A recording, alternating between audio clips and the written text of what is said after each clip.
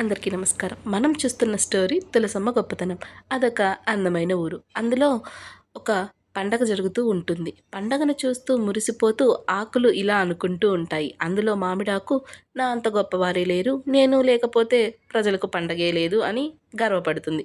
ఇదంతా విన్న దేవుడు దానికి నువ్వు ఎప్పుడు పండగ జరిగినా వేలాడతావు అనే శాపాన్ని ఇస్తాడు. అలాగే ప్లేట్‌లో ఉన్న తమలపాకు ఇలా అనుకుంటుంటుంది.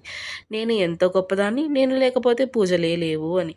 అప్పుడు దేవుడు నిన్ను ప్రజలు నోట్లో వేసుకొని ఊచేస్తారు అన్న వరాన్ని ఇస్తాడు.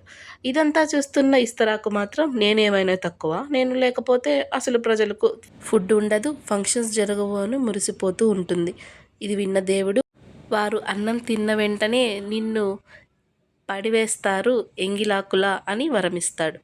ఆ తరువాత తులసి ఇలా అనుకుంటూ ఉంటుంది.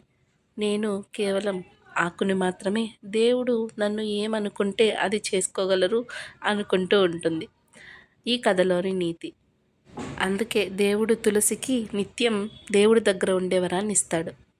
సువాసనలో ఎంతో అద్భుతంగా ఉండే తులసి ఏమాత్రం గర్వపడలేదు.